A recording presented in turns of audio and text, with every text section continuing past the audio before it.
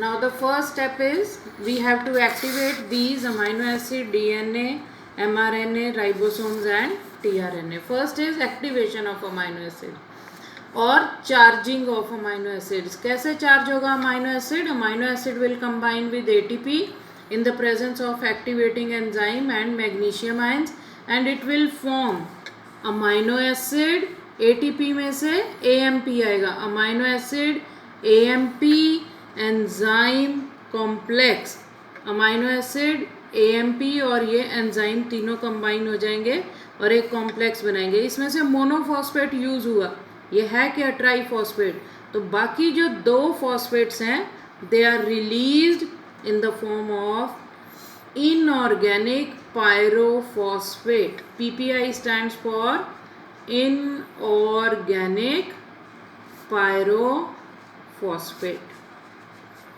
तो कैसे हुआ है amino acid activate? They will combine with ATP in the presence of enzyme and magnesium ions and they will form amino acid AMP enzyme complex and inorganic pyrophosphate is released. Second step is activation of tRNA.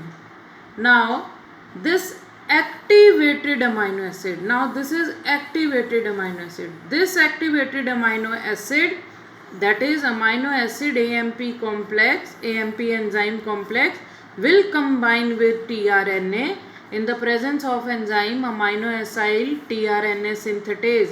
और ये क्या बनाएगा? tRNA amino acid enzyme complex. क्या क्या combine हो गया? tRNA amino acid enzyme complex and what is released? AMP.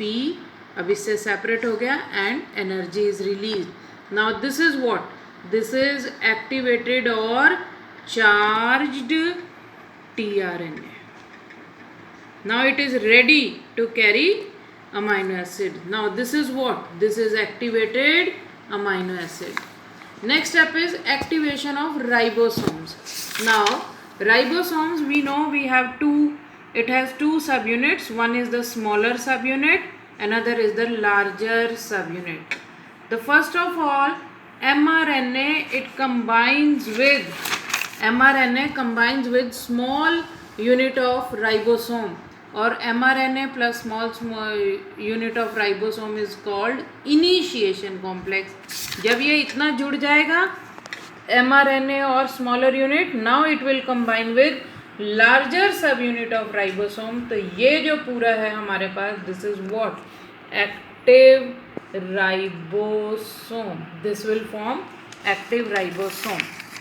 अब और इसके ऊपर क्या है?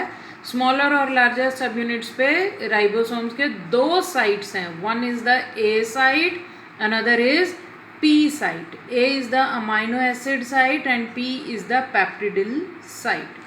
तो क्या देखा हमने? एक्टिवेट किया अमाइनो एसिड को, एक्टिवेट किया टीआरएनए को. एक्टिवेट होगा अमाइनो एसिड तभी टीआरएनए से कंबाइन होगा. टीआरएनए पे जब एक्टिवेटेड अमाइनो एसिड कंबाइन होगा तो वो भी चार्ज हो जाएगा. राइबोसोम्स कैसे एक्टिवेट होंगे? पहले वो स्मॉलर सब यूनिट कंबाइन करेगी एमआरएनए से, it will form initiation complex and then larger subunit will combine with it and it will form the active ribosome. Now next step is assembly of amino acids. यानी अब क्या होना है? amino acid will combine with amino acids and this process takes place in 3 steps.